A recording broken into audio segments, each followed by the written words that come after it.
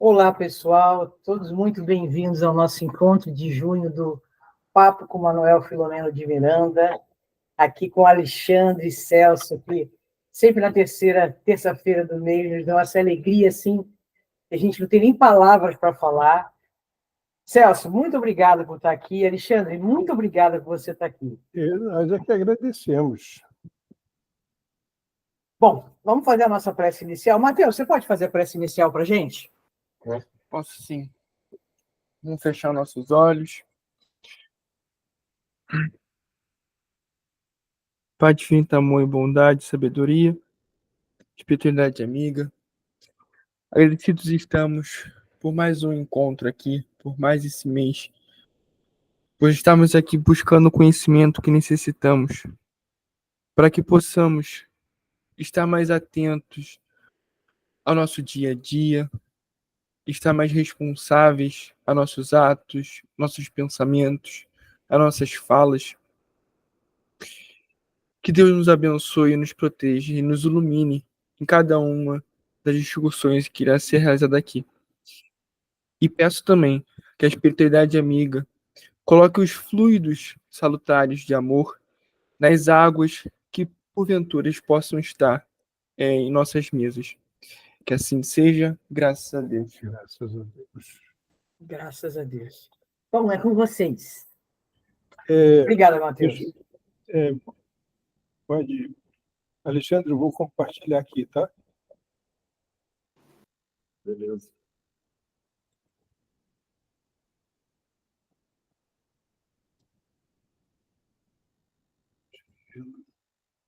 E cadê? Deixa eu ver aqui. O que aconteceu? Deixa eu ir em busca dos arquivos aqui, tá?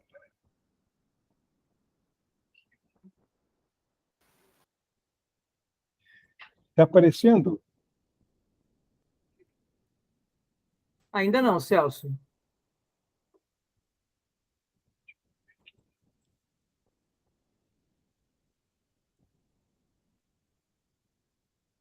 Claro. Gilmara, seja bem-vinda.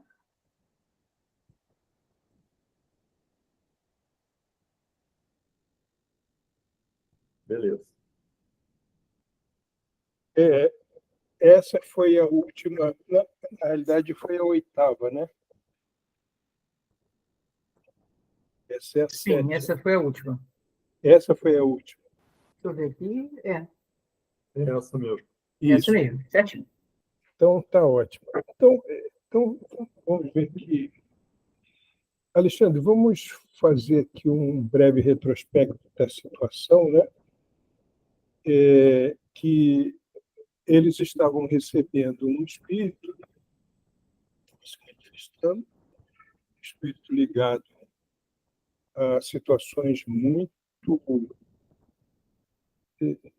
é, e na situação na qual os espíritos se demoraram muito numa situação de inferioridade.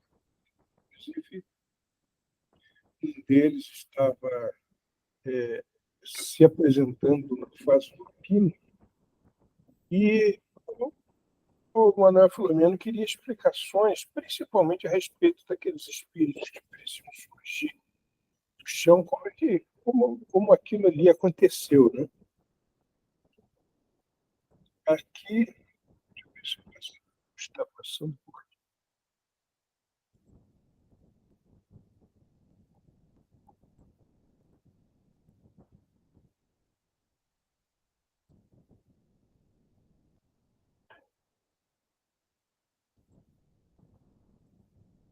Deixa eu ver por que não está passando.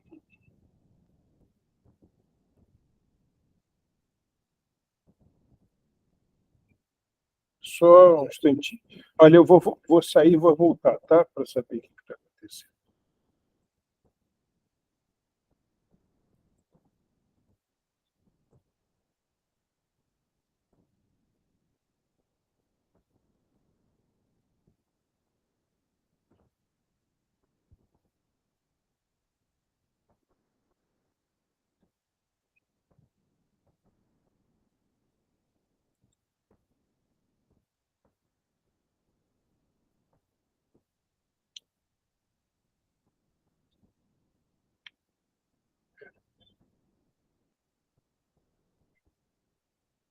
Não sei o que está acontecendo. Um pouquinho de paciência, por favor, porque aqui ver. Você quer que eu compartilhe aqui? Senhor? Se eu não conseguir aqui, é melhor você compartilhar, então. Deixa eu pegar logo aqui. Viu? Mas tenta aí. Oi?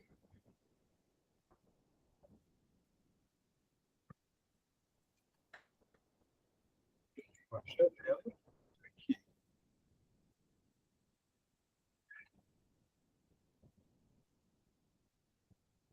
Está apresentando. Mas está apresentando, mas eu não estou conseguindo passar. Não estou conseguindo seguir o slide. Deixa eu sair para. Alexandre, por favor.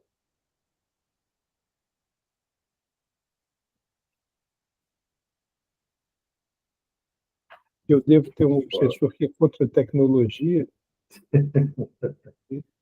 Acontece muito, meu amigo. Acontece muito.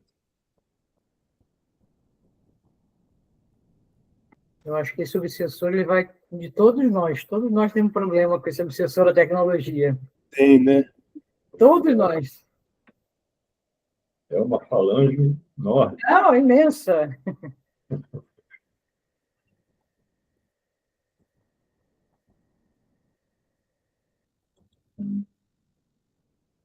Tá. Estão vendo aí? Estamos. Estamos sim, cara. É assim, né? Então, faço essa, Céu? Passa.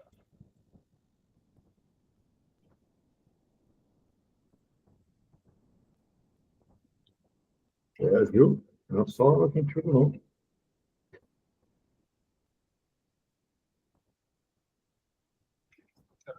Ah, ué.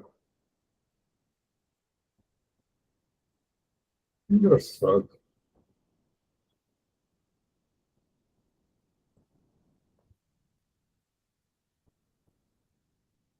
Engraçado porque eu já troquei. Mas ela não aparece, né? Pois é. É alguma coisa da configuração do.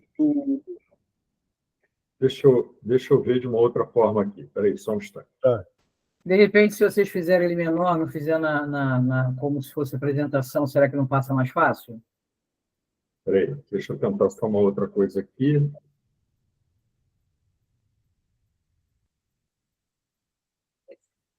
Retiro. E agora vamos tentar uma última vez aqui.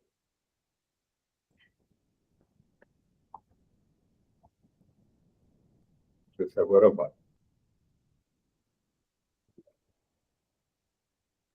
Carregando, carregando, carregando.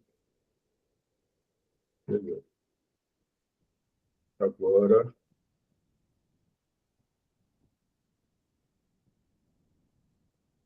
Agora foi. Foi. Agora foi. Agora está indo.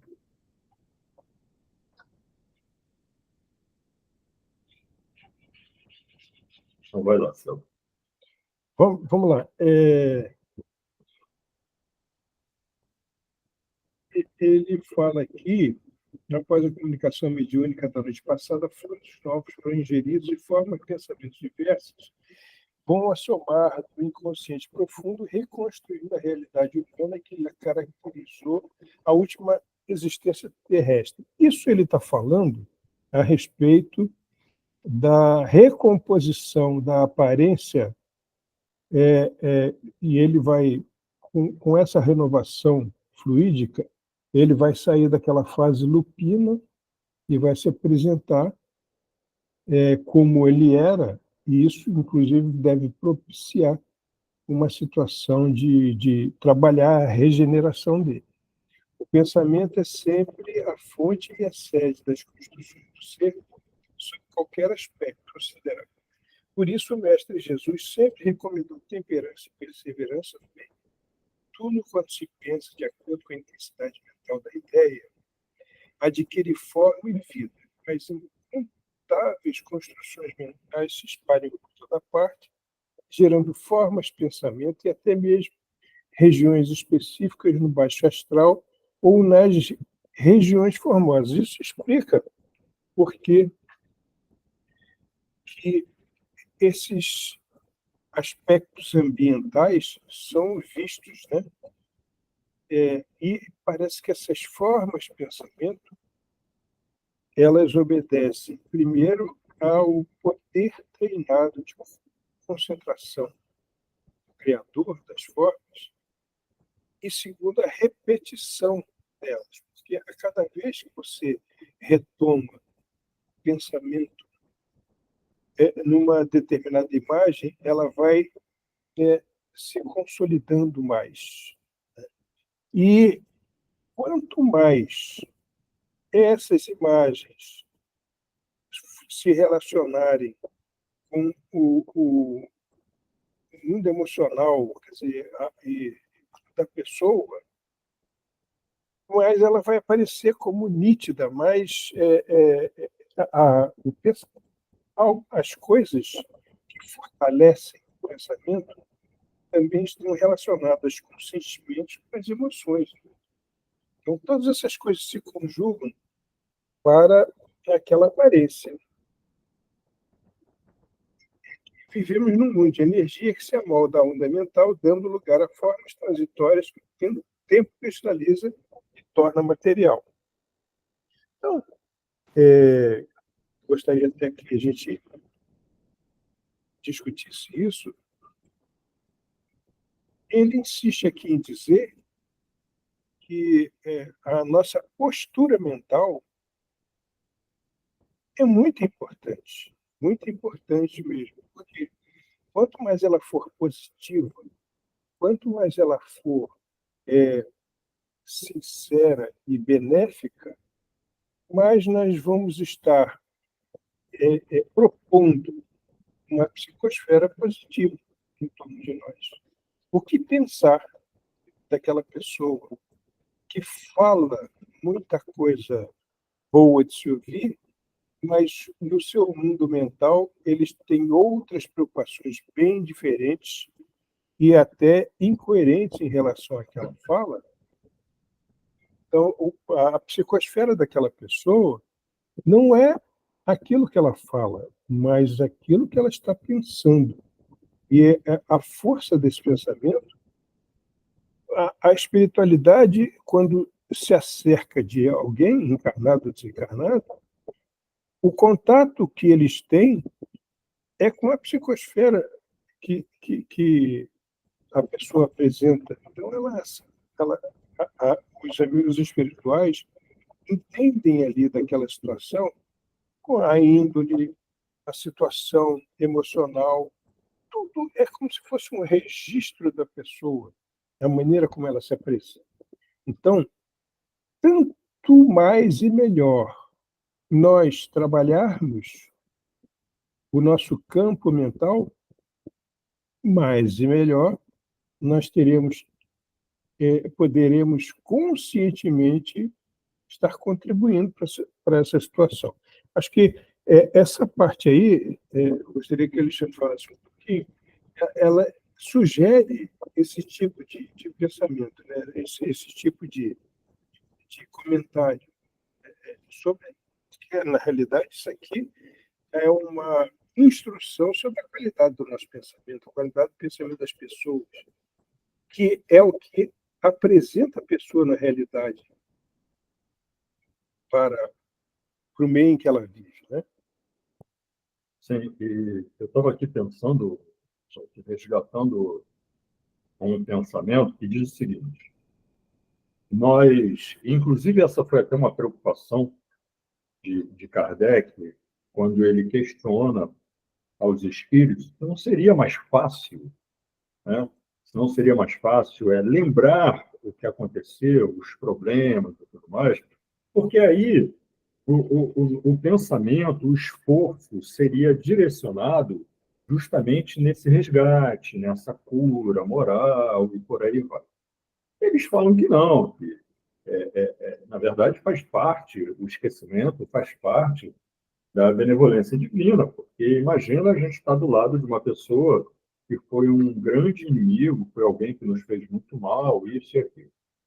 E aí, pensando sobre esse aspecto, vejam, imaginem que eu, a gente está falando aqui, né, já há um tempo, que é o pensamento que molda essa energia que está ao nosso redor. Imaginem vocês, eu encarno, né, e tenho uma doença. Aí eu vou ao médico e descubro que o único médico capacitado para tratar aquela doença, eu lembro que ele foi um grande inimigo em outra existência. Eu não vou conseguir ser tratado, né? Pelo contrário, pode até ser que eu decida ser agressivo com esse médico, e, entre tantas outras possibilidades.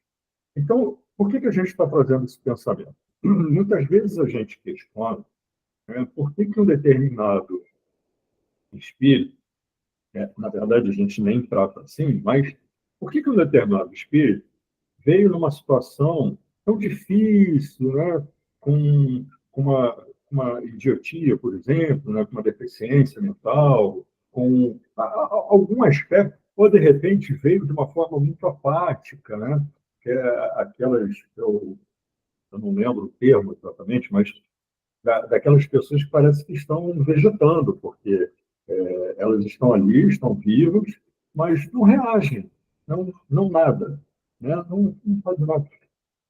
Só que o que acontece? Vejam vocês, olha só.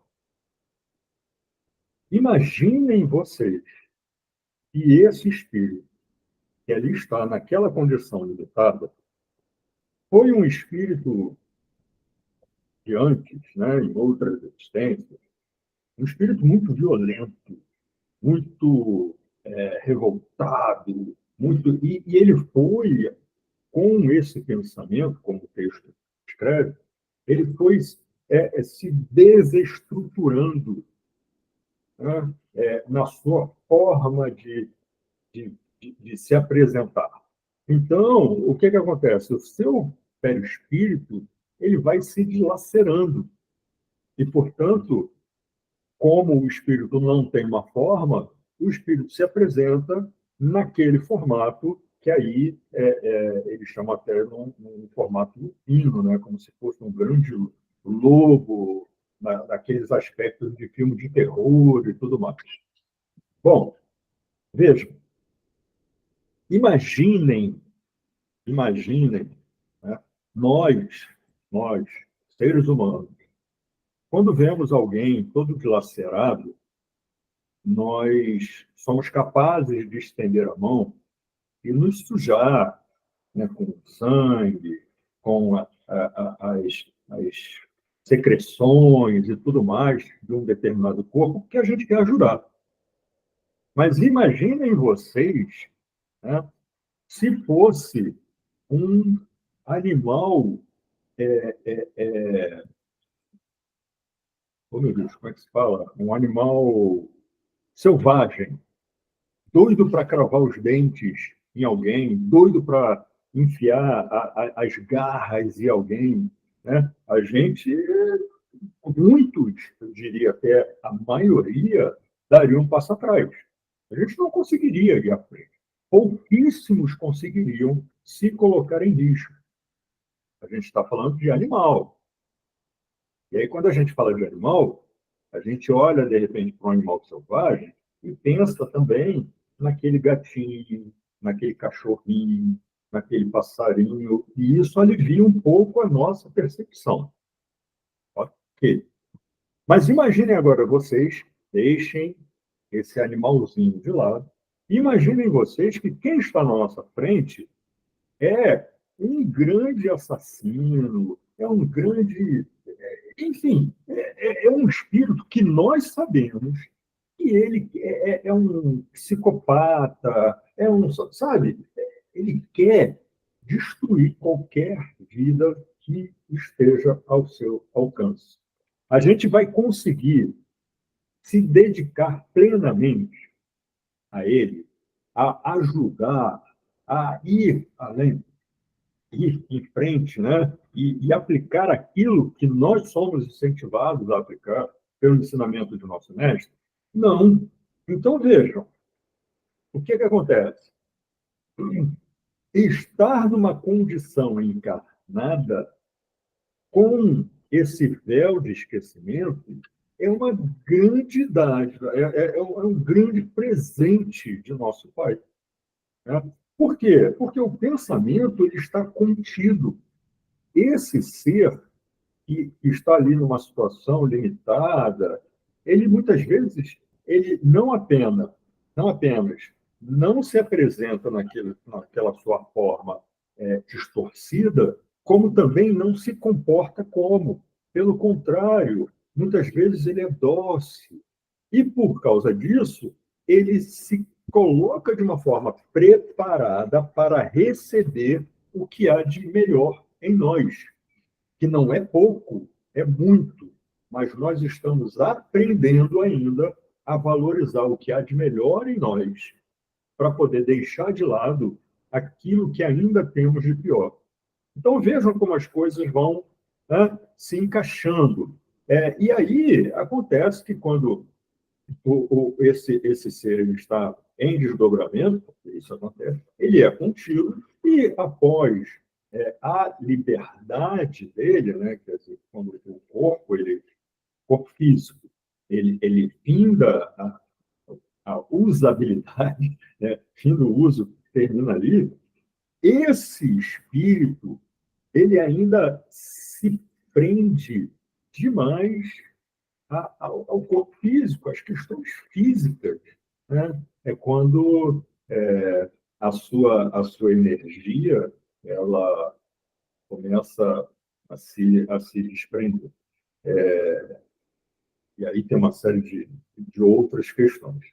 Seja como for, o ensinamento de Jesus para que nós possamos exercitar o perdão ao próximo e principalmente perdão ao inimigo, é para que quando chegarmos numa situação dessa, nós estejamos prontos a encarar aquele que é nosso.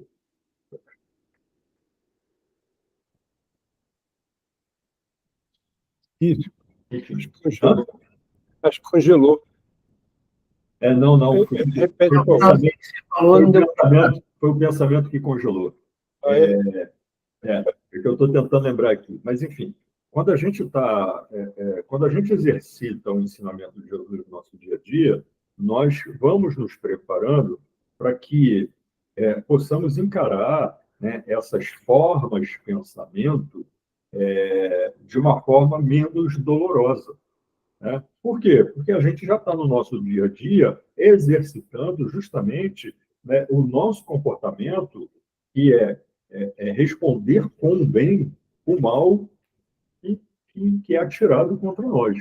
Então, aos poucos, a gente vai melhorando esse nosso comportamento, tá? E aí, com o tempo, a gente se prepara para ajudar esses espíritos, estejam eles encarnados ou estejam eles desencarnados. Né? Então, assim, eu falei tudo isso só para chegar num ponto que diz respeito ao que está escrito aí, que diz o seguinte: se tudo isso não fosse feito, esses espíritos que ali estão, que estão com sua forma, pensamento deformados, eles não permitiriam que espíritos bondosos, espíritos do bem, pudessem auxiliá-los, porque eles iriam repelir todo e qualquer pensamento, toda e qualquer energia benéfica à recuperação deles, ao tratamento deles. Né? Então, assim, vejam vocês como tudo se encaixa no final das contas. Né? A gente fala tanto, por que essa criança passa por isso? Por que aquele indivíduo tão bonzinho passa? Porque ele está nessa condição. Mas antes, a coisa era um pouquinho diferente. Seja como for, Eu gosto muito dessa citação que está no terceiro parágrafo. Nós vivemos num mundo de energia que se amolda à onda mental. E é uma grande verdade. A gente tem falado muito, né, a respeito dos estudos científicos que vêm cada vez mais comprovar a atuação do nosso pensamento. Então, perdoar 70 vezes 7 e dar continuidade no seu ato de amor é fundamental para que a gente possa cada vez mais atuar nessa estrada que nosso mestre pavimentou para cada um de nós. É isso. É isso. Ele aqui agora fala de uma. Vejamos a nossa presença nessa saleta em que não somos detectados pelos reencarnados. E, nada obstante, estamos percebendo as ocorrências que aqui têm lugar.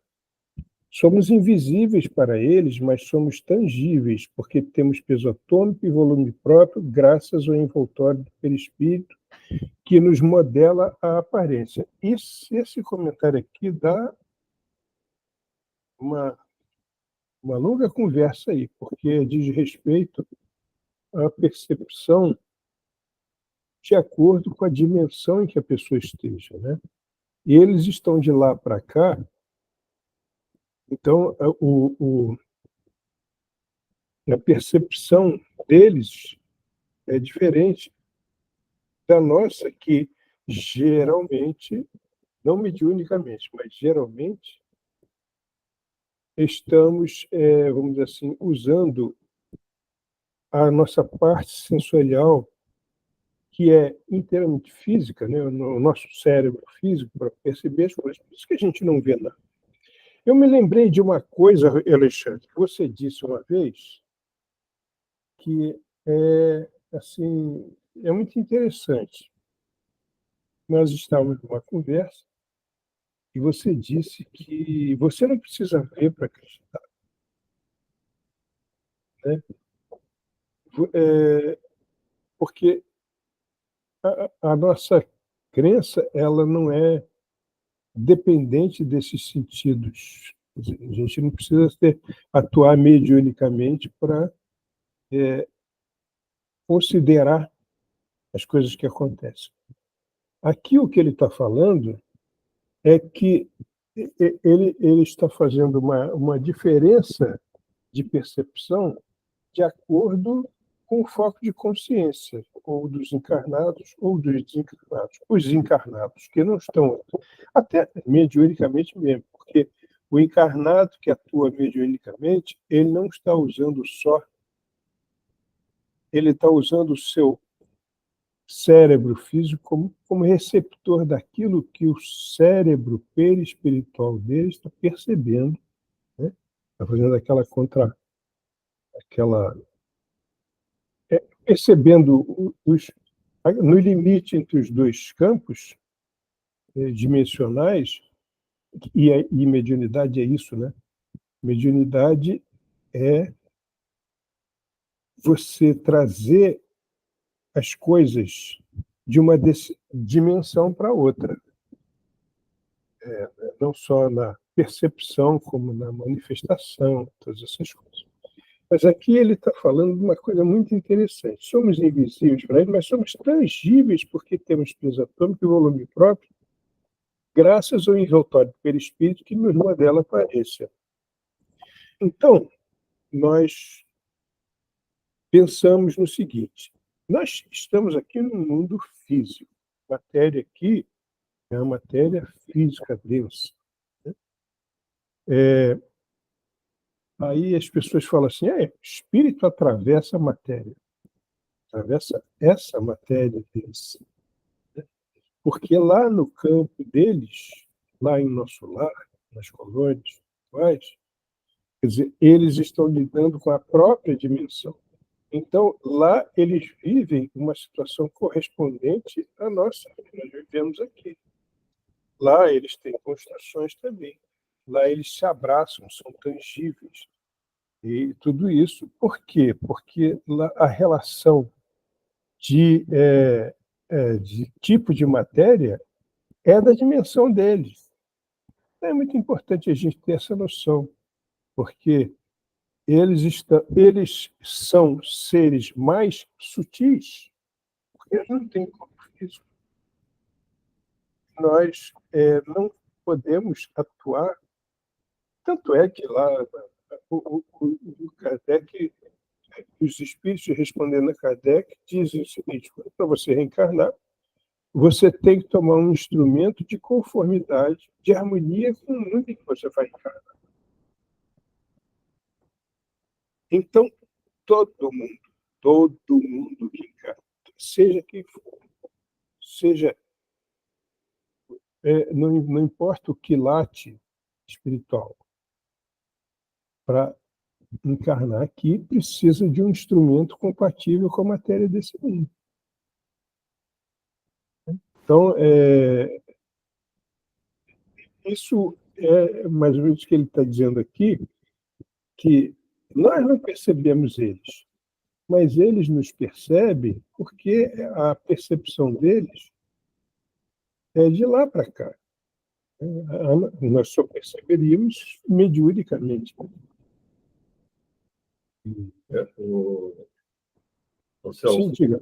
Pois não. não, só um detalhe. Quando ele fala que assim, temos peso atômico, volume pró, ele está afirmando a questão da existência em si, né? Assim, ó, existimos, faz parte, estamos aqui, e a ciência em si, ela comprova isso. A única questão é que precisa se desenvolver para tanto. Mas eu estava lembrando das experiências que muitas vezes foram feitas, e ainda são feitas, em relação a quando o médium ele incorpora, né, numa reunião de materialização, por exemplo, onde ele ganha peso. Né? Antes da incorporação ele tem um peso, depois ele tem outro peso. Ou então, quando ele fica até mais leve, por causa da característica daquele espírito. Né? O fato de perder peso. Então, tudo isso. Então, assim, a gente pensa, como é que o espírito ele pode exercitar a ação no plano físico? Porque, na verdade, o espírito ele detém essa roupagem aí, né? Esse corpo semi-material, e que, através dele, pela força do pensamento, as conexões, a atuação e tudo mais se dá.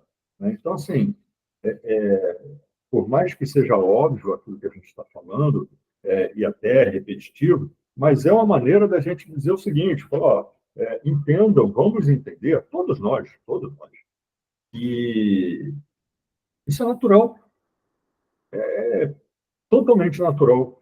E por ser tão natural, é que a nossa responsabilidade no dia a dia ela se faz cada vez mais necessária, né? O nosso pensamento, o nosso comportamento, as nossas escolhas para o dia a dia.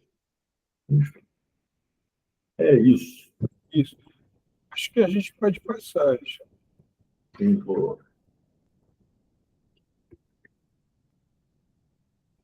Aí. Continuando aqui, ó, podemos registrar aqui o que ora percebemos como também, com um pouco de fixação da mente, acompanhar regressivamente tudo quanto aqui ocorreu, porque está impregnado nas diferentes faixas e ondas vibratórias. Isso aqui dá outro livro aqui, esse comentário. Porque é isso aqui que explica por que quando os espíritos descrevem o passado, eles são tão fidedignos. Porque isso, Emmanuel explica isso muito bem em A Caminho da Luz, quando ele fala que ele percebe as coisas, ele usa até uma expressão, ecrã maravilhoso. Ecrã é tela. Né? Por quê? Porque tudo que ocorre viaja no espaço e no tempo. Então, quando eles querem verificar uma coisa exatamente como aconteceu, existem técnicas que eles podem utilizar para verificar. É como se ficasse fixado num determinado local. Essas coisas talvez sejam difíceis de nós entendermos, porque as regras fora da nossa dimensão são diferentes. Mas é como se eles se fixassem no lugar, no tempo e no espaço para rever aquilo que aconteceu. Então, eles descrevem fidedignamente o que aconteceu. Eu já ouvi, posso falar porque vocês não sabem quem é, e a pessoa também não está me ouvindo, mas eu já ouvi críticas feitas a Dona Ivone Pereira que ela teria usado a imaginação para descrever determinadas situações de memória de um suicida, quando, na realidade, ela engavetou aquele negócio um monte de tempo justamente por estar insegura. Mas a pessoa que criticou isso, se esquece de que o trabalho dela foi revisado, criteriosamente revisado por ninguém menos que Leon Denis. Então, ele não iria pôr a assinatura dele numa coisa que fosse fantasiosa. Então, aquilo ali é a expressão da verdade. Fizeram crítica também pasmem vocês, a Emmanuel, quando em Paulo de Tarso, ele descreve algumas situações que pareceriam exageradas. Mas como é possível isso? Porque se a gente faz esse tipo de crítica, a gente considera que esse espírito ele está sendo fantasioso e não está sendo de todo honesto, porque ele está passando uma inverdade ali para as pessoas.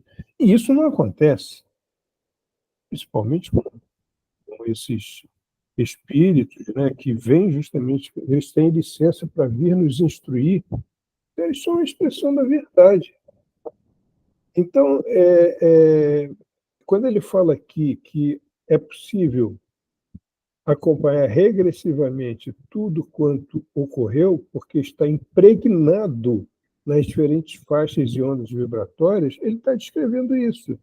Então, nós podemos perfeitamente confiar na fidedignidade desses relatos, justamente por esse processo que ele está explicando aqui. Manuel Filomeno é bom porque ele, de repente, ele falando uma coisa que faz a gente pensar muito a respeito do que está sendo falado, né? Aí ele prossegue. Ouvimos nesse momento alguns gritos e correria na direção do apartamento ao lado. Então, aqui, ele já está falando da situação no hospital, em que eles estão fazendo aquele trabalho para. Eles foram, como vocês devem se lembrar, eles foram no hospital e fizeram uma reunião lá, e aquele hospital ia ser a base para eles se darem conta das coisas que estavam acontecendo, como é que a pandemia estava se manifestando e o que podia se fazer. Então, eles estão nesse ambiente e ouvem esses gritos, né? E lá por trás estão lá. Defrontamos com aqui tem uma paciente visivelmente incorporada por inimigo espiritual. Ao lhe ser confirmado o diagnóstico Covid e dominada pelo medo da morte, se desarmonizou e o adversário, que a perseguia há algum tempo, se aproveitou para provocar grande reação. Os enfermeiros lhe aplicaram uma alta dose de calmante, deixando-a prostrada e a transferiram pelo perigo de contaminação. Então, isso aqui que eles descrevem aconteceu muito. E sempre que acontecia essas coisas durante a pandemia, nós nos preocupávamos em pensar quanto de companhia espiritual existia nessas situações. Porque a gente vai ver aí no próximo capítulo uma série de comentários que mostram claramente que nós estamos aqui discutindo uma, um, um, uma peste, né? Uma situação que faz parte da lei de destruição, faz parte para que essas coisas, quando não dá jeito, então tem que ter uma coisa dessas para que as pessoas tomem consciência, para que essas pessoas também sejam separadas do progresso, né, já que elas estão atrapalhando o progresso. É exatamente como aconteceu lá em Capela, e trouxe esse monte de gente para cá. Eles insistiam em atrapalhar o progresso lá, então veio todo mundo para cá. E esse povo que está atrapalhando o progresso aqui, atrapalhando essa inevitável promoção para o mundo de regeneração, vai sair daqui. Né? Então, todos esses dramas que ocorreram, tudo isso, nós podemos pensar em dois aspectos. Primeiro, que as pessoas que viveram essa situação, incluindo todos nós, foram pessoas que fizeram por merecer no mundo com essas ocorrências. Mas por que as coisas aconteceram de forma diferente para cada um?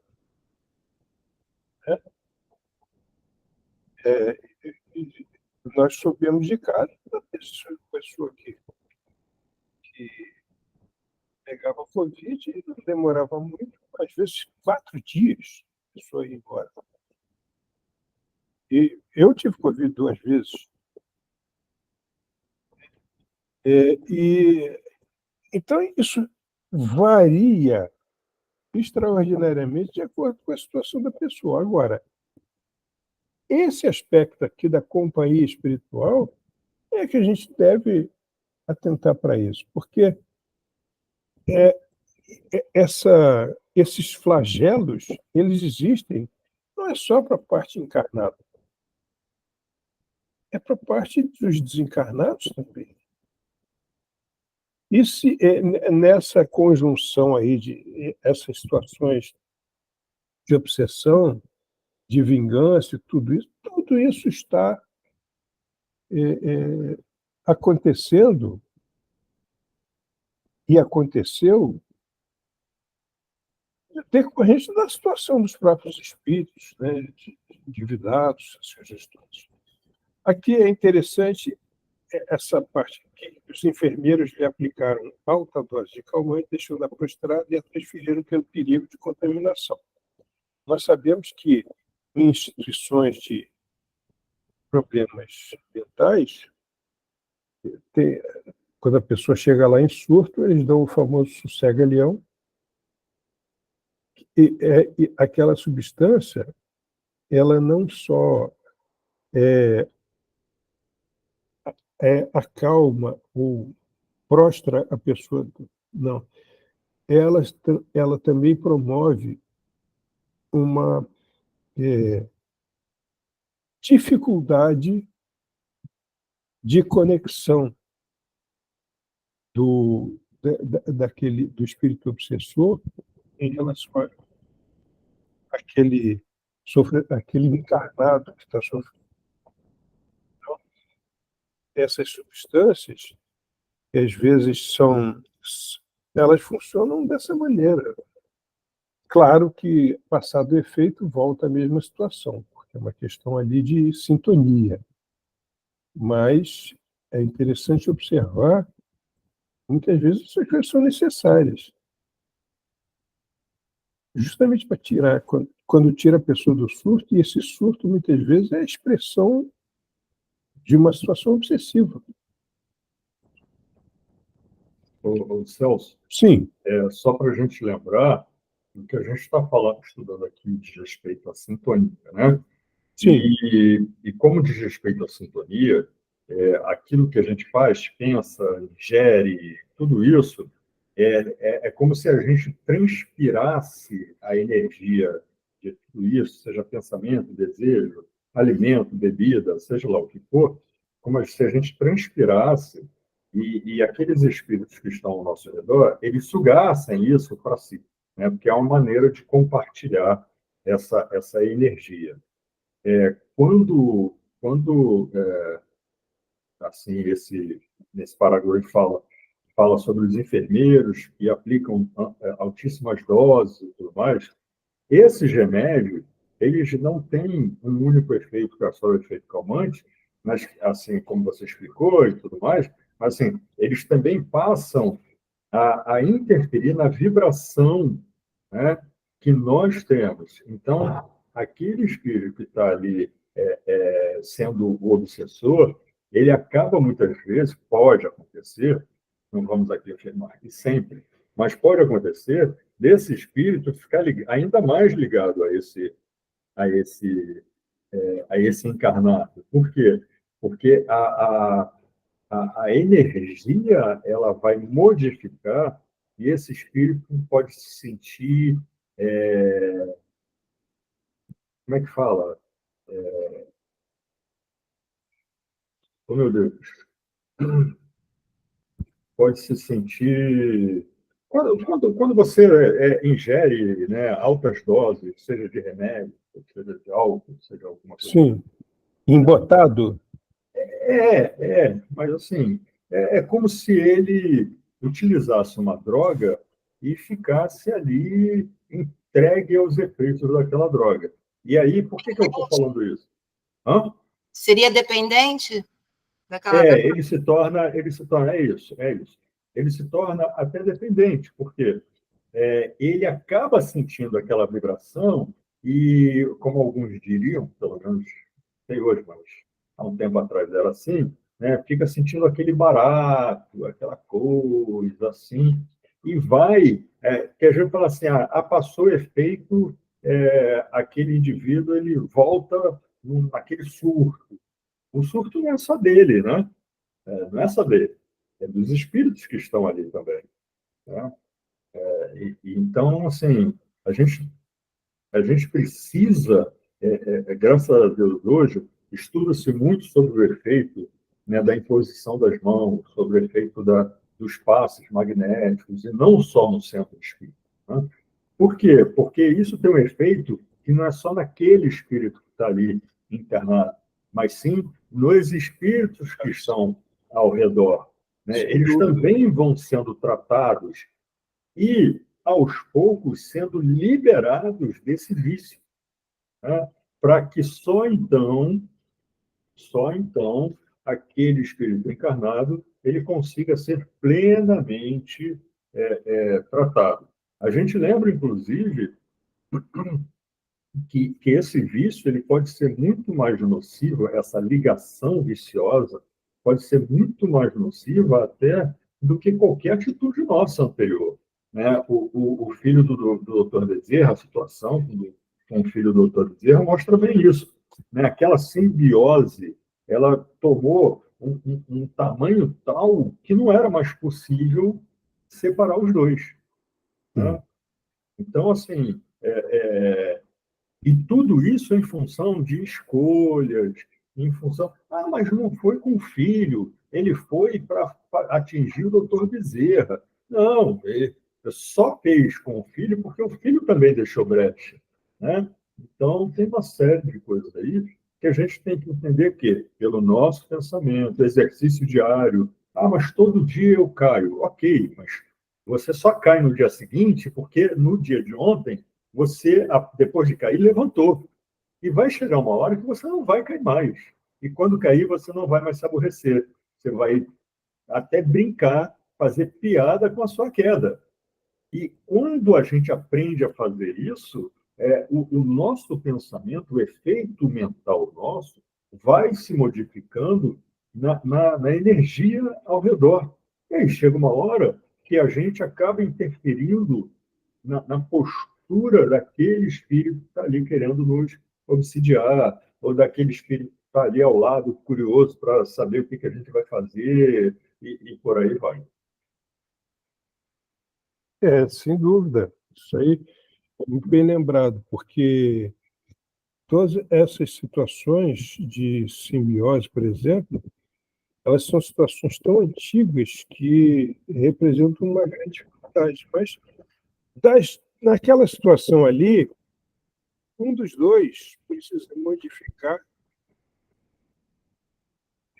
os seus sentimentos e a sua postura mental para que isso seja uma postura que contradiga aquela ligação, né? Que vá ensaiando aquela situação. Muitos desses casos são precisam das questões reencarnatórias para ser resolvidas, né? Então,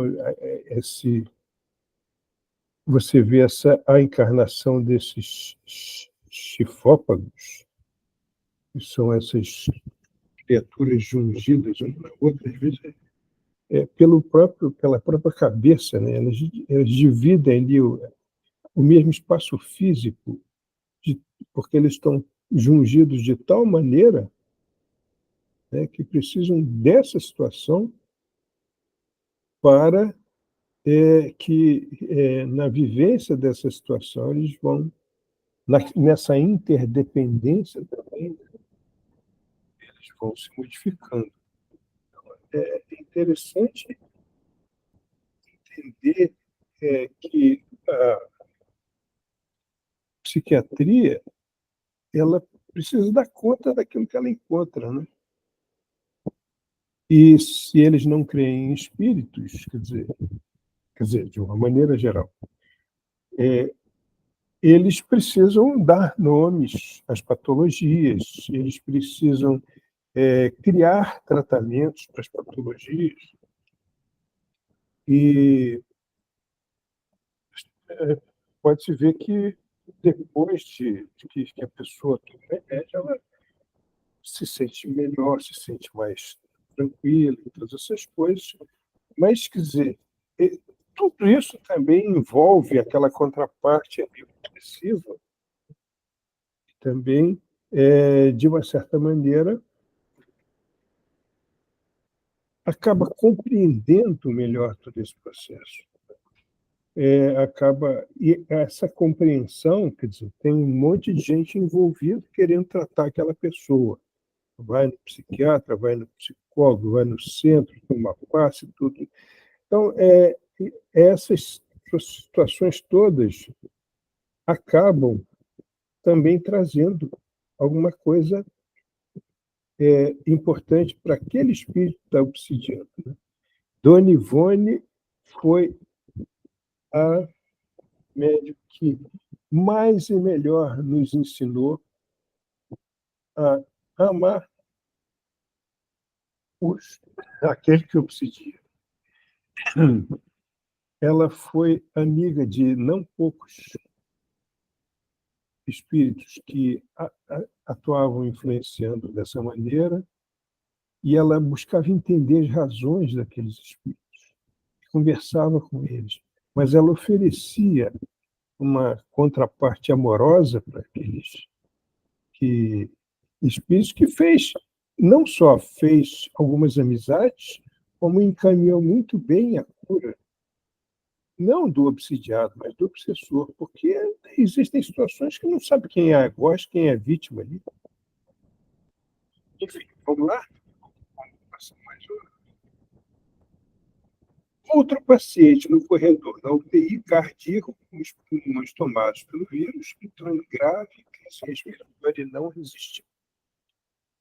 O irmão Spinelli se aproximou do cadáver e fez notar penalizado. Que tragédia do vício do tabaco. Nosso irmão é considerado como suicida indireto por haver submetido seu organismo à pressão das substâncias químicas do cigarro que lhe destruíram os alvéolos delicados, impedindo-os de manterem as suas funções vitais. Então, ele ainda fala que observamos que espíritos de péssimo nível moral acercaram-se do cadáver e ajudaram esse desencarnado antes da eliminação das únicas energias vitais. Isso esses espíritos se cercaram ali ele estava desencarnando, mas ele não estava completamente desencarnado, mas os espíritos já estavam querendo tomá-lo, levá-lo, fazer ele sofrer e todas essas coisas. Então, nós vamos ver aqui, nesse caso, que está ligado ao início do próximo capítulo também, que essa situação vem da invigilância, né? Da invigilância não só do campo mental, mas também no cuidado com a saúde e todas essas coisas. E esses espíritos deveriam ter algum motivo para estarem perseguindo esse paciente. E ele acrescenta aqui: o pobre amigo despertará e passará a viver verdadeiro pesadelo pela ignorância da ocorrência do fenômeno que acaba de suceder. Os suicídios indiretos são um número colossal como atentado à saúde do corpo. E aí, Alexandre? Eu estava lembrando aqui, refletindo, na verdade, mais cedo a respeito disso. É o seguinte, saindo um pouquinho do que está descrito no livro, mas baseado no que está descrito ali, eu acho que é importante a gente pensar o seguinte: toda vez que há um planejamento reencarnatório, esse planejamento ele define uma carga, né, de fluido vital necessário para que se cumpra aquele planejamento. Durante um certo tempo. Sim. E assim, é mais ou menos, se a gente nada fizer que contrarie o planejamento, mas também nada fizer em favor se ficar naquela coisa de deixa a vida me levar, tá?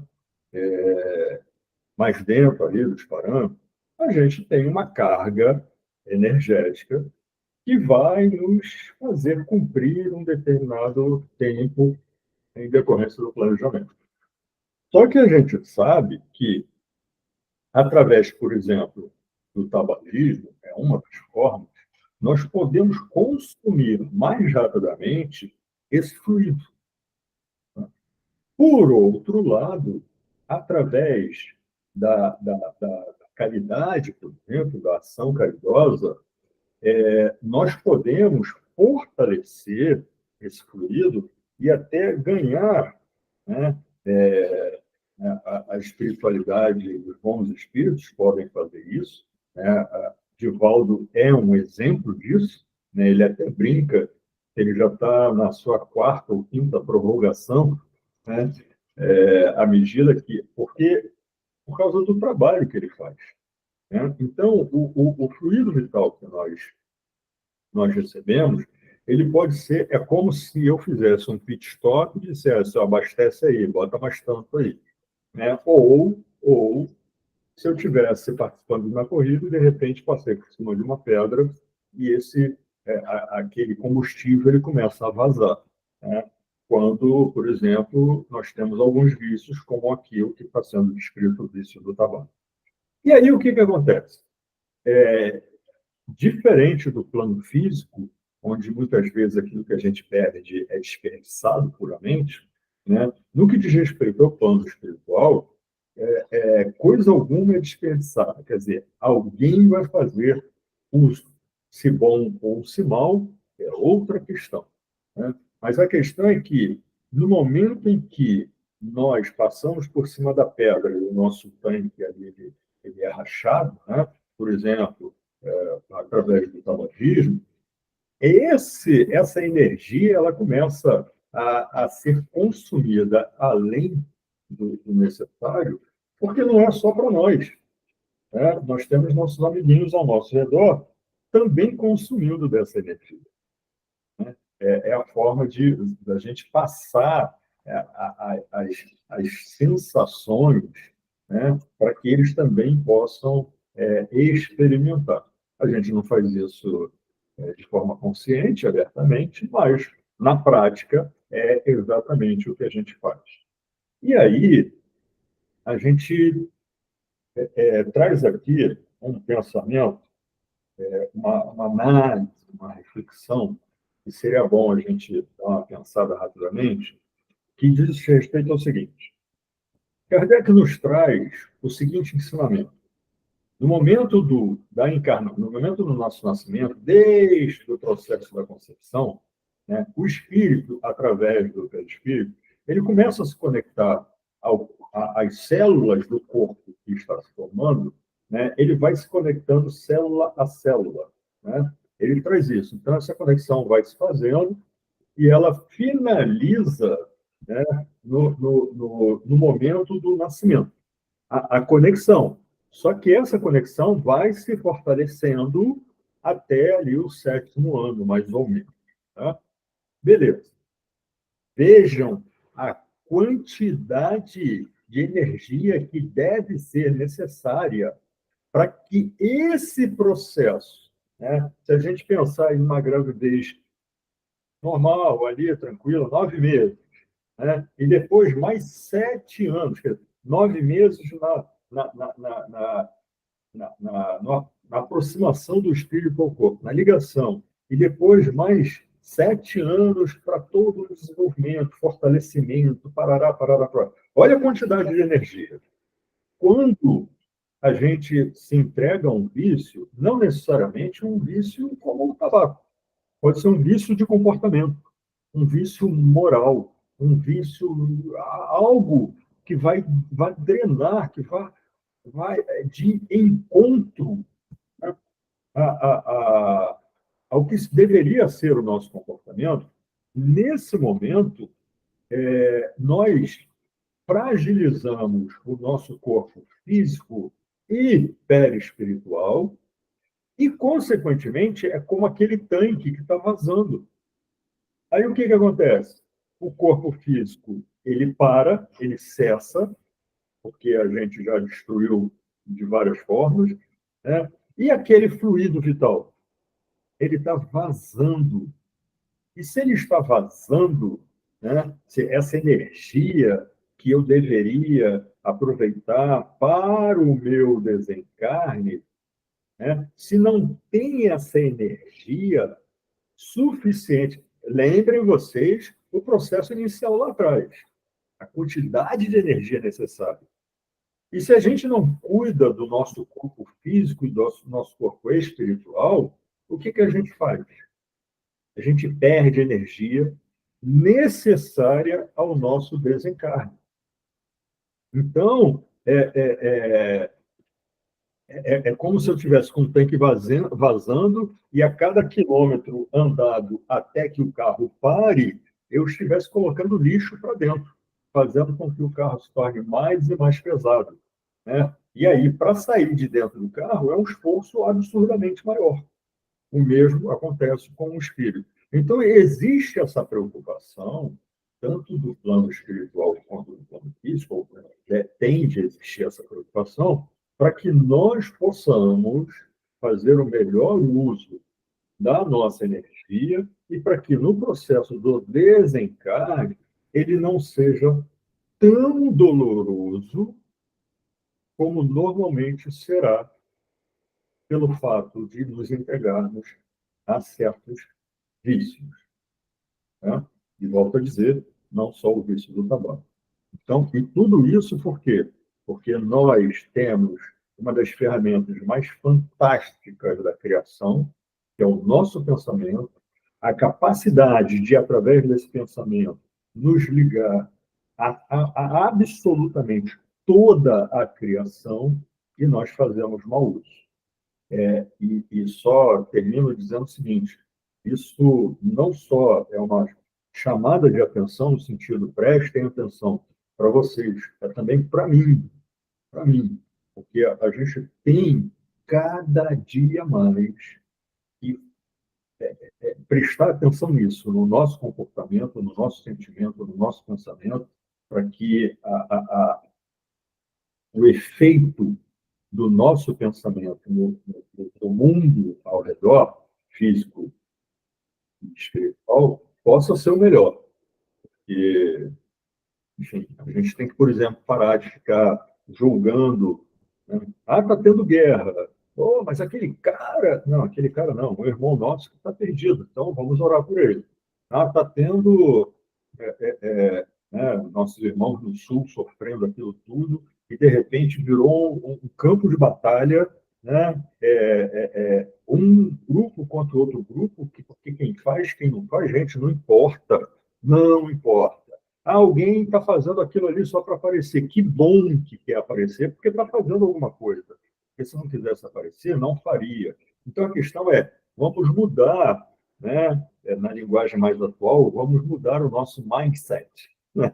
Vamos fazer mudanças sabe, no nosso comportamento, na nossa visão, vamos criar novos gatilhos para que nós possamos não mais revidar e sim reagir. Isso. Vamos passar mais um? Opa. Essas agressões impregnam o perispírito de miasmas destrutivos, ensejando enfermidades que não se encontravam na ficha evolutiva do ser. Olha só que coisa interessante, né? Em parte, você está ligado ao que você acabou de comentar. Aliás, Alexandre, eu estou ouvindo as nossas vozes, mas ninguém está falando nada hoje. O que será que aconteceu? Pois Ninguém é uma preocupação, Celso. Hã? Eu fico tão preocupado. Eu falei, gente, será que a gente está falando tanta besteira que o pessoal fala assim, não vou nem me meter? De maneira nenhuma, que a gente está se deleitando, vocês estão falando, tentando pensar junto. Então, a gente está... Pensamento, né, está voltado aí, não, pelo contrário. É por isso mesmo, tenho certeza. Tá bom. Olha só que coisa interessante aqui. Essas agressões impregnam o perispírito de miasmas destrutivos, ensejando enfermidades que não se encontravam na ficha evolutiva do ser. Então, isso aqui é outra coisa importante de nós pensarmos. Então, não é... Você tem uma programação encarnatória, né? Você tem, como o Alexandre estava explicando, quer dizer, você tem um quantum de energia para viver durante um certo tempo. E se você estragar o aparelho, essa energia não vai conseguir se expressar. Mas você também pode fazer besteiras, né, que não estavam programadas, né? Não estavam uma coisa. Então, isso faz com que a gente pense muito no seguinte: nós vemos muitas pessoas repetindo de uma maneira assim, um tanto automática: o acaso não existe, o acaso não existe, o acaso... Na realidade, o que a gente acaba percebendo é que existe um caos dentro da ordem. Que nós não fomos programados para errar. Os erros nós cometemos por escolha pessoal. Claro que é esperável que por inexperiência nós erremos. Mas isso não é uma coisa... Tanto é que a programação reencarnatória é algo que prevê para nós, enseja para nós, o maior sucesso possível. Nós é que, com a nossa teimosia e nossas más escolhas, nós acabamos contrariando essa expectativa, né? As atitudes que nós tomamos. Me lembro perfeitamente bem de um comentário feito pelo Dr. Bezerra, quando um jovem, nesses pegas de corrida de automóvel na rua, ele estava no banco do carona, o motorista fez uma manobra ali mal feita, virou o carro e ele morreu. E o doutor Bezerra veio e disse textualmente o seguinte: isso não era para ter acontecido. Então, quer dizer, existem determinadas situações nas quais isso é diferente de dizer Deus sabe tudo o que vai acontecer. Essa é uma discussão que não se trata disso. Se trata aqui de discutir as más escolhas que as pessoas fazem, e muitas vezes essas más escolhas estão ligadas a atitudes temerárias, atitudes, quer dizer, a exposição a determinados perigos, inclusive, Alexandre acabou de falar, e o livro fala aqui do tabagismo, né? É o prazer de fumar, o prazer de fumar. Mas não faltam informações de que esse negócio faz mal. Não faltam informações. E se existem essas informações, você tem acesso a essas informações, mas você insiste no erro, então isso é um suicídio indireto. Você não é ignorante daquilo, né? Então, por isso que, como o Alexandre falou, viver não é coisa automática, folha ao léu, folha ao vento. Pode estar vivendo, você engata e vai falando. A Júlia. Celso, eu estou te ouvindo aí, eu não lembro a pergunta, mas os nossos erros são os pequenos erros, mas erros assim, incidentes, né? A gente está falando do cigarro, mas aí a gente tem aqueles erros bobos e que a gente fica reincidindo e não deixa de ser vamos dizer, um dos nossos maiores erros, né? A gente tem a Coca-Cola, falando por mim mesmo. E não deixa de ser um suicídio indireto, né? Porque o excesso disso é prejudicial à saúde. Mas essas coisas, Simone está rindo, ó. Olha só, Júlia, foi muito bom você ter falado a respeito disso pelo seguinte, porque nós, na verdade, existe uma verdadeira coleção de erros que a gente muitas vezes chama de erros bobos, não presta atenção, que estão contribuindo em série para essas coisas. Então, eu já vi situações, quer dizer, vou pedir licença para falar a respeito da Coca-Cola, sem querer, não é crítica a vocês, mas nós conhecemos uma pessoa que inclusive, ela se curou de uma doença grave com procedimentos ayurvédicos. Então, ela fala, né, mal desses refrigerantes e todas essas coisas. Só que existem mães que têm filhos, têm amiguinhos, esse negócio todo, e as mães que defendem isso, mas que ela é criança, tem mais que tomar Coca-Cola mesmo, esse negócio todo. Então, quer dizer, essas pessoas também estão contribuindo de uma maneira indireta para esse estado de coisas. Mas o que eu queria falar mesmo, lembrando essa coisa importante que você falou, é o seguinte: nós somos cercados diariamente de sugestões que nos levam a determinados hábitos, mas sugestões, assim, sabe, muito... uma propaganda muito bem feita, muito inteligente para estimular o consumo de determinadas coisas. Isso generaliza uma série de atitudes cujo grande prejuízo é nosso mesmo, né? Então, essa atitude de atentar para a necessidade dessa mudança de hábitos é importante. Você lembrou muito bem, porque a gente pode exercitar isso. Essa coisa é um vício, não é o cigarro, como é o açúcar, aliás, né? O açúcar é um vício. O açúcar é uma droga. É uma droga que você... Por quê? É droga porque você necessita acontece? Tem lá, os seus receptores estão pedindo aquele negócio ali, aquela sensação de prazer de ingerir mastigar uma coisa doce. É um vício. Vício como qualquer outro, né?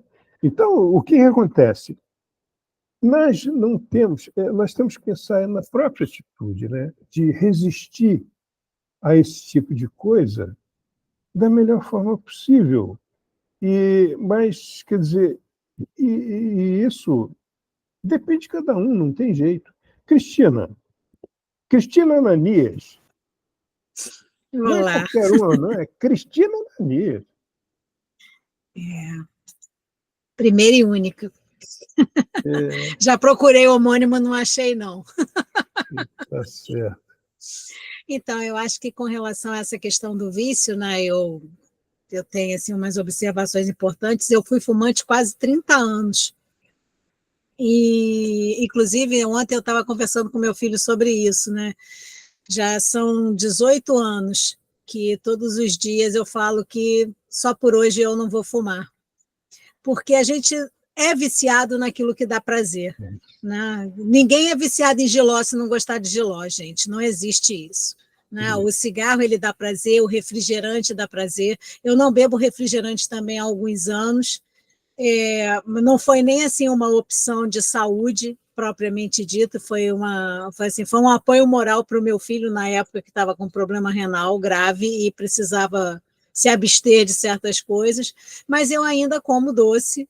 Então, assim, eu bebo café. Quem me conhece sabe que eu consumo café e que eu consumo café sem açúcar, mas eu ainda consumo doces. Então, eu acho que a partir do momento em que a gente tenha consciência, né, do que a gente consome, que nos faz mal, e a gente se empenha, né, em conseguir se libertar da dependência, porque você pode usar e não ser dependente. O cigarro eu acho difícil a pessoa usar e não ser dependente, porque é muito complicado. O açúcar também ele é muito viciante, então você não usa no refrigerante, mas você consome em outras coisas. Então, se abster desses hábitos, desse consumo, é um processo que, assim, ele precisa ser contínuo, mas ele precisa ser consciente, né? As pessoas, elas conseguem se libertar do vício quando elas realmente elas se empenham, né, assim, consigo mesmas, que assim, não, olha, eu vou vencer isso porque eu sou mais forte do que essa dependência. Mas é um processo que é bastante complexo. Não é fácil se libertar de vícios. Não é fácil. Porque vício dá prazer, né? Vício é prazeroso. Então, assim, o primeiro passo é realmente querer. E esse querer ele tem que ser muito sincero mesmo, sabe? E para a gente ir se desprendendo, né, do vício, dessa condição, sem culpa, sem estar se punindo, mas com a consciência de que isso é um bem que a gente está fazendo a si mesmo. E é um processo assim que é todo dia um pouquinho, gente. Se libertar de vício é todo dia um pouquinho. É isso, mas se a gente para pensar, a gente está aqui justamente para combater vício, para vício moral, vício qualquer vício alimentar, essas coisas todas. Essa história do prazer é interessante, porque todas as coisas que você faz, que você começa a fazer, cigarro, bebida, e outras coisas também, a primeira experiência é uma violência, porque o seu corpo não aceita aquilo. É uma violência. A insistência com essa violência, por questões sociais, por questões, enfim, por vários motivos, você começa a ensinar o seu corpo a se adaptar àquelas coisas. Aí, depois que você ensina ele, falou: agora você me ensinou, agora eu quero, agora eu exijo isso. Então, é um caminho que você abre. Para fechar aquele caminho é difícil. Mas, olha, eu Bem, também fui... Oi? é bem isso mesmo. Eu também fui fumante, Cristina.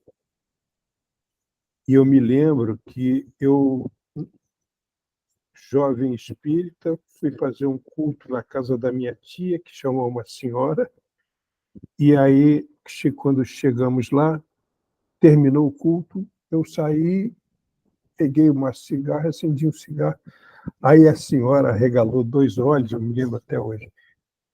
Você fuma? E aí eu fiquei sem graça com aquela pergunta, mas ela ficou repetindo: você fuma? Como é que pode um espírita fumar? Quer dizer, ela estava sendo o inquisidor, né? Mas aquilo me fez pensar. E aí eu tinha uma reunião do trabalho em que eu cheguei naquela reunião, fiquei sem cigarro, pedi o cigarro, me dá um cigarro, pega ali, pega ali, pega ali, pega ali. E o gerente parou a reunião e falou assim: como é que é? Vai sair esse cigarro ou não para a gente continuar com a reunião?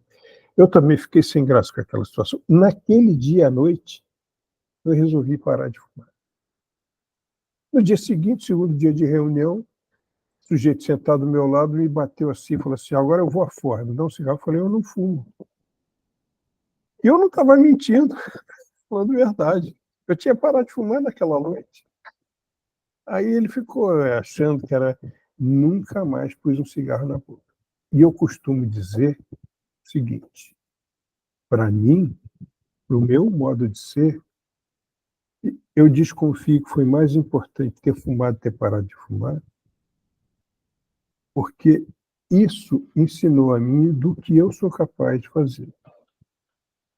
Porque foi difícil? Foi. Durante muitos e muitos anos depois, eu sonhava que voltava a fumar e acordava chateado da vida e descobria que era sonho. Meu Deus do céu. Por quê? É isso que você falou, Cristina. A insistência da viciosidade. Você pode parar com o ato, mas a viciosidade perdura. E é o que você tem que combater. Insistentemente. Insistentemente. Se você vai combatendo, vai combatendo. E nós estamos aqui para isso. Nós estamos justamente aqui para aprender a vencer. Aqui ele vai falar: igualmente os hábitos mentais perniciosos, as conversações vulgares e tóxicas, as culturas de pensamento negativo geram vibriões e bactérias psíquicas, favorecendo a instalação de muitas enfermidades e transtornos emocionais. Então, nós podemos dizer que nós temos vários hábitos que nós precisamos combater. Nós precisamos mudar para muita coisa. O mais importante não é que seja difícil. O mais importante é que nós nos conscientizemos da possibilidade de contrariar esses hábitos ruins todos. Isso é que nós não podemos... É um crime de lesão pessoal você considerar que é uma coisa impossível. Não, você tem que aprender que é possível. E confrontar o difícil e vencer, não tem coisa que pague isso. Porque prova para você que você consegue fazer uma coisa, vencer uma dificuldade. E se você vence a primeira dificuldade, você está mais perto de vencer a segunda. Está mais perto de vencer muitas outras coisas. Então, seres viciosos que nós fomos, por diversos vícios, nós temos mais aqui nos empenhar para enfrentar todas essas coisas, a irascibilidade, o orgulho, a vaidade, todas essas coisas, nós podemos enfrentar isso tudo. O erro, isso que você um dia não vai se perdoar, é de você pensar que não é possível enfrentar isso. Claro que é possível, você está aqui para isso. Simone, pode puxar minhas 2 orelhas. Faltam 4 minutos para as 10. Por que eu vou puxar a orelha? Está tão bom, ué. Não, nós estamos aqui falando... Alexandre foi até embora, coitado, eu fiquei falando aqui. Não, está aí, ele está Volta aí. aqui, Alexandre. Eu vou aproveitar só para o que a gente estava pensando aqui com relação a isso, né? Até porque o próprio texto está falando sobre a questão do impacto dos vícios e tudo mais. Eu acho que eu, pelo menos há muito tempo, eu penso assim, o vício do comportamento ele é absurdamente pior do que um vício químico, um vício... Porque muitas vezes é um vício que não aparece, que é difícil de identificar, né? Você, por exemplo, um vício químico, você pode dizer, eu não consigo parar, me ajuda. Mas um vício de comportamento que envolve, por exemplo, orgulho, não te permite aceitar ajuda porque você não precisa de ajuda. Não é nem porque você fala assim, ah, não, aceitar ajuda, aí eu vou admitir. Não, é porque você não reconhece a necessidade. Então, é muito importante o orar e vigiar em paralelo com o comportamento resultante dessa vigília e da oração e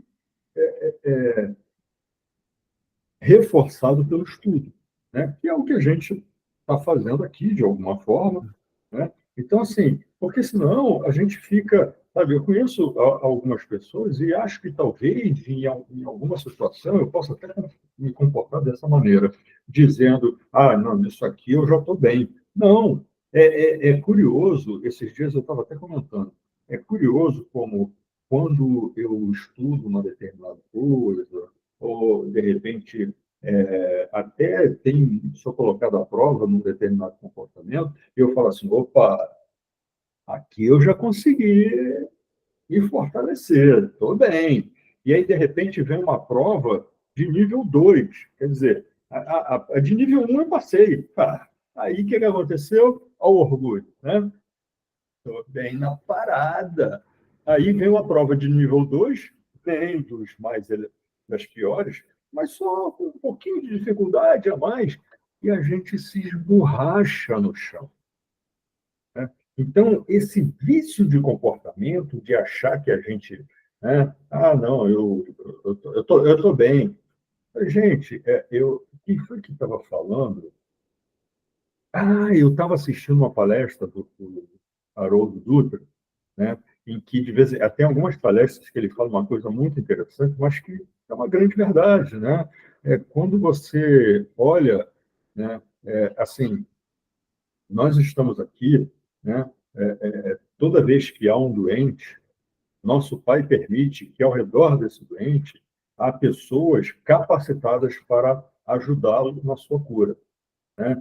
Da mesma forma, quando há alguém que está com muitos problemas, sempre tem, né, algumas outras pessoas ao redor prontas para estenderem a mão. Então, ele chama atenção, fala assim, ó, cuidado, porque o dia que você olhar em volta e falar assim, caramba, só tem gente boa, né? Eu estou num local fantástico. Não, nós estamos num mundo que ainda é de provas e expiações.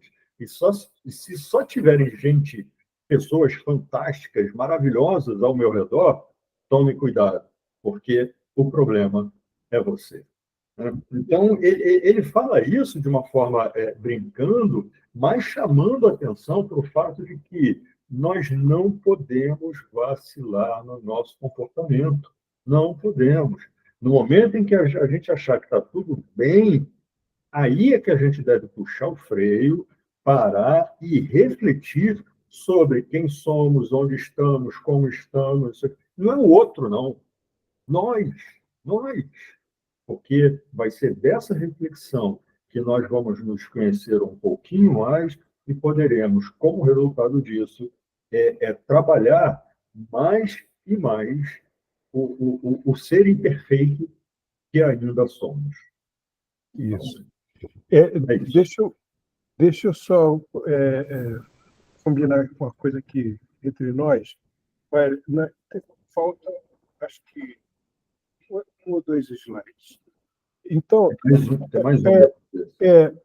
esse trecho o final do capítulo 6, o início do capítulo 7, o início do capítulo 7 é a continuidade desse assunto. Então, quando nós retornarmos da próxima vez, Simone, nós vamos começar dessa tela aqui e vamos seguir e entrar no capítulo 7. Tá legal, Alexandre? Perfeito.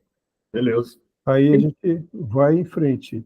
Então, eu acho que, assim, pode parecer que nós falamos de coisas muito interessantes. Preciso puxar um pouquinho para pedir a participação, né, Alexandre? Mas quando saiu foi ótimo, né? Então, vamos passar a palavra para a Simone e agradecer muito, muito mesmo. Foi ótimo. Nós que agradecemos, Celso. Nós que temos que agradecer. Nós temos que agradecer. Bela, você pode fazer a prece final para a gente? Posso. Obrigada, Alexandre. Obrigada, Celso. Foi maravilhoso. Vamos fechar nossos olhos, levar o pensamento para a espiritualidade amiga. Nosso Mestre Jesus. Pedimos nesse momento, Pai, que sejamos iluminados com a chama violeta de Saint Germain. Que ela passe pelos nossos corpos físico, espiritual e mental, nos ajudando a transmutar qualquer energia negativa, qualquer crença limitante, qualquer resquício das atitudes viciosas que tenhamos em nosso dia a dia. Que possamos, Pai, ter fé, força e esperança de que somos capazes de fazer diferente do que fizemos ontem. Que cada dia mais a gente possa prestar atenção no nosso pensamento, nas nossas ações, que a gente possa acreditar em nós mesmos e na nossa capacidade de mudar, de ser melhor. Que a espiritualidade amiga nos guie e nos abençoe hoje e sempre. Assim seja. Graças a Deus. Gente, uma boa semana. A gente se vê mesmo. Obrigado por tudo. Obrigado. Muito obrigado, Tchau, gente. gente. Beijo, beijo, beijo. Boa noite. Boa noite. Tchau, tchau. Tchau. Deixa eu... Peraí. Essa aqui, Eita, parar de gravar, que senão fica aí.